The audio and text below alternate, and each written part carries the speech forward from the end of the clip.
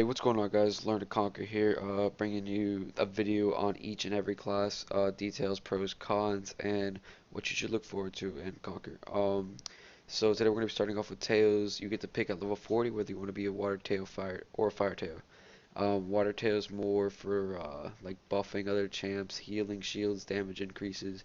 They also come with revive, so they're all around like good team player.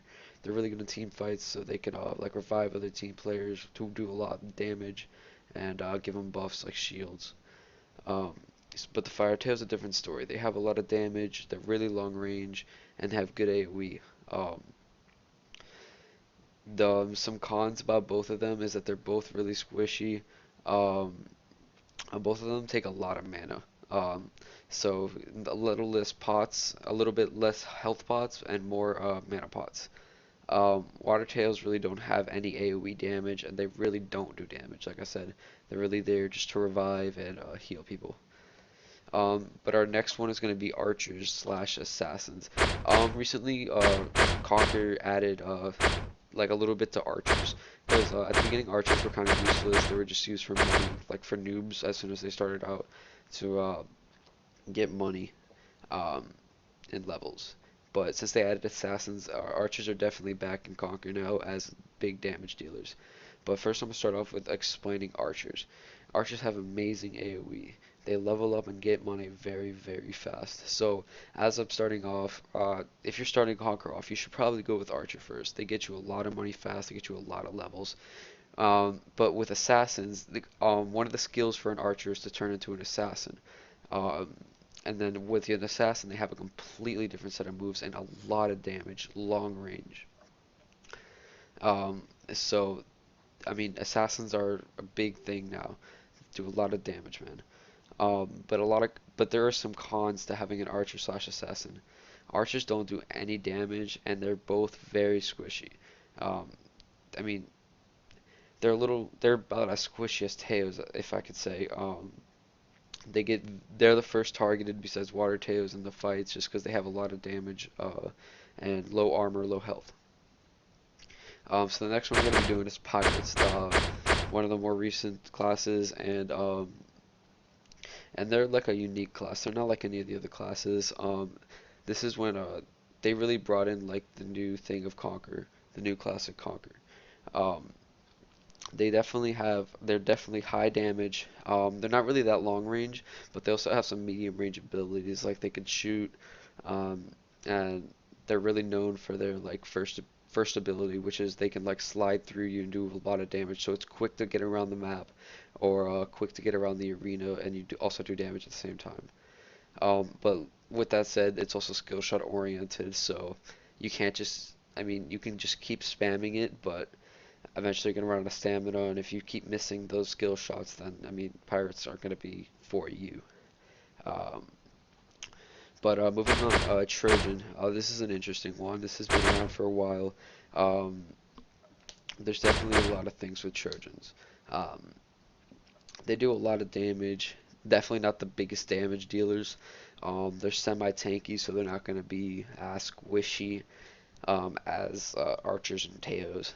Um, They have many different weapon choices. If you were to go into the blacksmith and you could just look at all the weapons they can use almost every weapon. Um, so that's good about them. They can use swords, they can use blades, they can use clubs, and a whole bunch of other ones.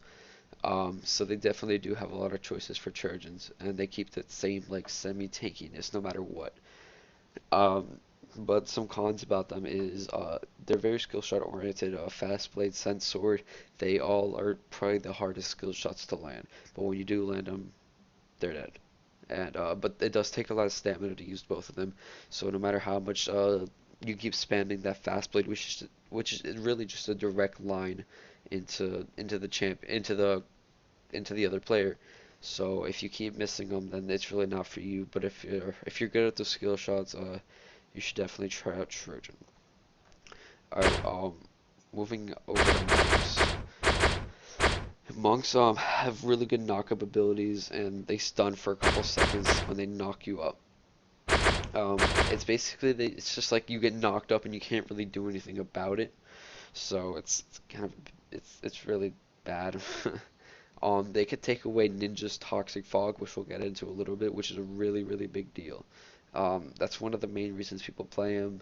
Um, they have Soul Shackle. Now, we're gonna get into rebirths later episodes, but when you hit second rebirth, you get Soul Shackle. Soul Shackle is when if you kill someone, you can shackle them, so they can't revive for I think the maximum is about a minute and 30 seconds.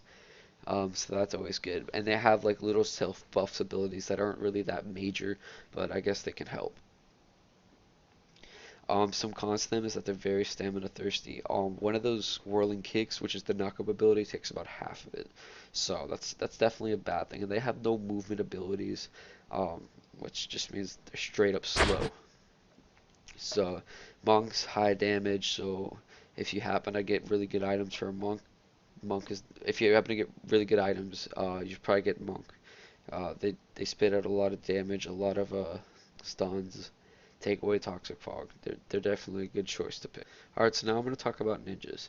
Ninjas have the highest damage in the whole game, but they're also one of the hardest to use. They're really fast. I know everybody jumps the same speed, but not everyone has they're not really that big, so they can just hop around really fast. High burst damage. The toxic fog is what they're known for. You get that at level 70 or 40, I believe. Um, and it just like takes their health all the way down. It's really something that you should get. And at first rebirth, you'll get Poison Star, which stops them from healing. So, like something that you would do is Toxic Fog them. They'll start losing health, and instead of them potting up to gain health, you can use Poison Star against them. It'll stop them from healing. Second Rebirth is one of the coolest Second Rebirth abilities I think there is for ninja is Counter Kill. So if they start attacking you, there's a chance that they'll get like damage done back to them, and that helps a lot. Especially, so let me tell you a scenario. A ninja fogs, let's say a Trojan, poison stars him. They can't heal.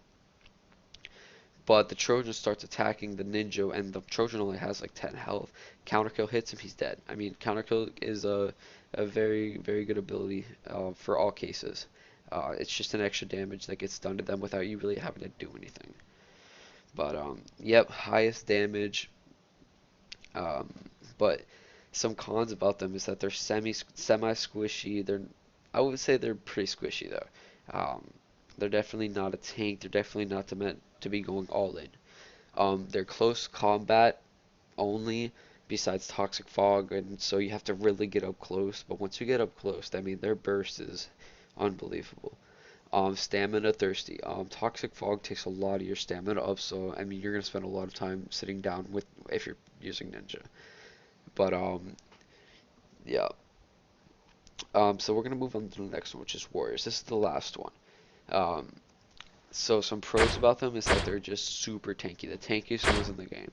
They can wield a shield and a one-handed weapon, or they can wield a two-handed weapon. Something cool about the warrior is that at second rebirth they can wield a shield and a two-handed weapon, which makes them what they are is just super tanky. I mean the shield is unbelievably good. Um, so if you're let me give you an example. If you're wielding a wand, you get something called snow. And if you're auto attacking someone, it gives it a certain amount of chance for them to drop snow. It's just like this little, I don't know, it looks like snow falling on the person you're attacking or the monsters you're attacking. But it also does a ridiculous amount of damage. But it's also like a 50-50 chance. So, I mean, if you want to take the chance and go up to the person and attack them, you have 50-50 chance of pretty much killing them. But that's some cons. That's some pros about them. My bad. Some cons is they're not really that high a damage. They maybe have one or two skill shots, and they're not really skill shots. Um, but for the most part, you really have to walk up to them and attack them. And they're really slow. Like one of their moves is just you stand still and put up a shield around you and your teammates. But they're definitely essential for team fights, and it's definitely essential for just about anything. So if you're wondering why I skipped over this new class, they had just came out. Like maybe a couple weeks ago, so I don't really want to tell you any false information about them. All I know is that they're pretty freaking cool. So more to come on that. But thank you guys for watching. Don't forget that like button. New series coming soon. Stay tuned. I think that's about it, guys. Thanks for watching. See ya.